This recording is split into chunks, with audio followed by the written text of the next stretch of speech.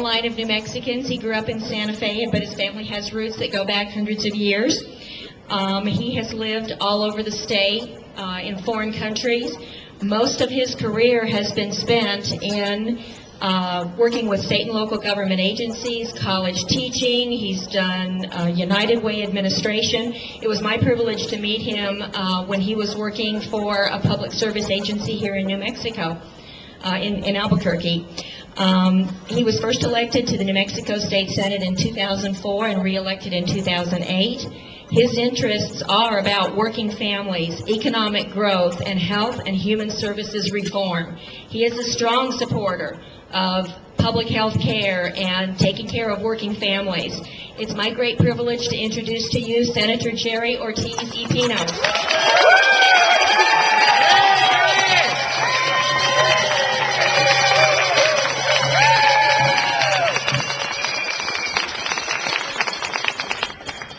Thank you so much for the introduction, but especially thank you all for being out here today, saying with your presence that the time is now, that the time is long past now for us to really get meaningful change in our healthcare system. Thank you for being here.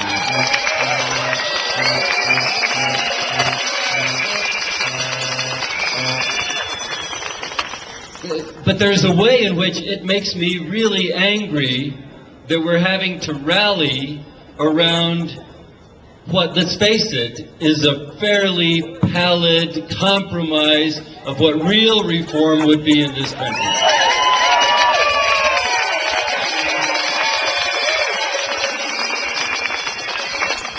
And it really gripes me to think that it's going to take this huge effort, this outpouring of public sentiment, on behalf of a program that essentially leaves the insurance industry right there next to the heart of the American people, sucking its blood.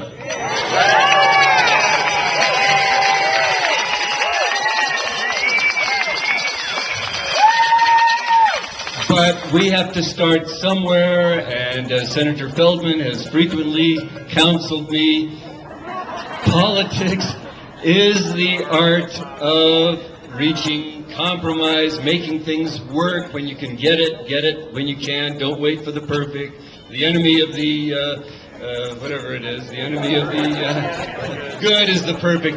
All of it.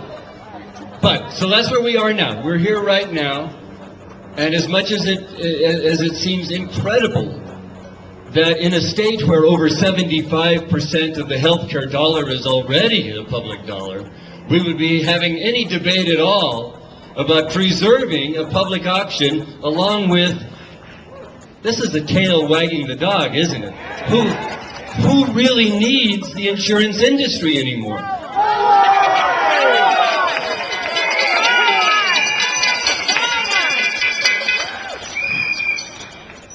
When they allowed the insurance industry to sit at the table, carving out the final design for our healthcare reform, it was over.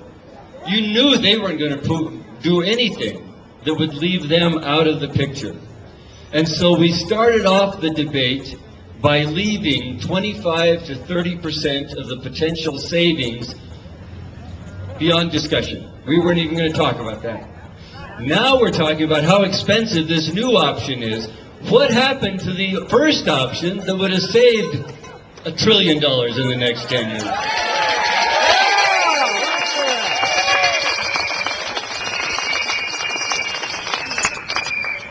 But this is where we are, and this is what we absolutely want to make sure Congress gives us this time around, at least.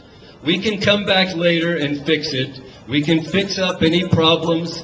We can heal any of the little missing pieces. We can put something even better together in the future if we get this now. And so we need this public option now.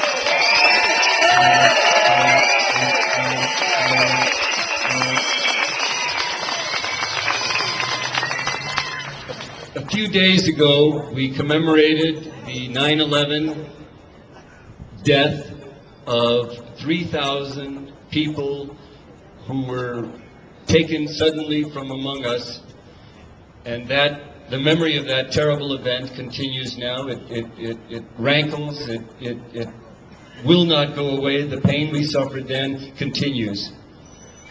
And yet, without even thinking about it twice, we countenance 18,000 Americans, is the figure I've heard, who each year die because they don't have health insurance. 6 times the number of lives lost every year that were lost in the 9/11 tragedies. We should use that as a driving motivation. 18,000 lives cannot continue to be lost simply to feed the greed of the insurance industry.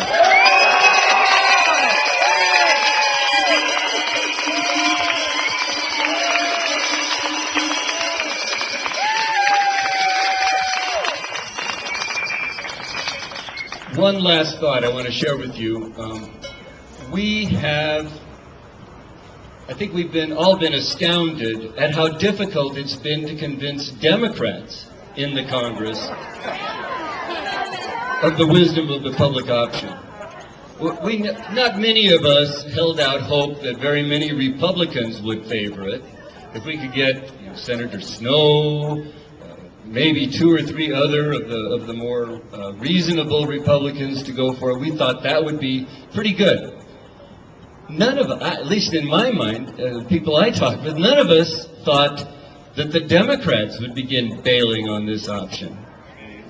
Until we realized, well, okay. I should have been more alert. But the reason is precisely what that man shouted out. He shouted out, the pimps have bought them.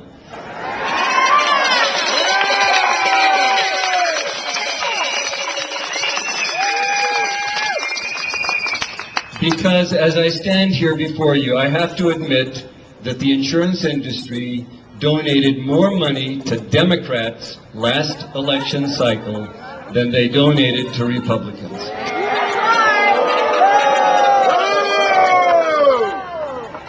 Those are the rules of the game that is being played today. But what it tells us is we're not going to have real, meaningful reform until we have public financing for our elections.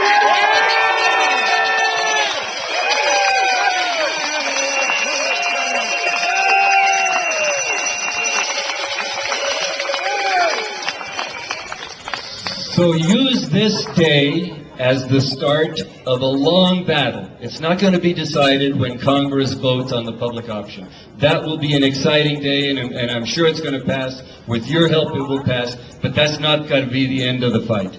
The fight has to go on much, much longer until we can remove the influence of corporate money from our public election cycle. Thank you very much.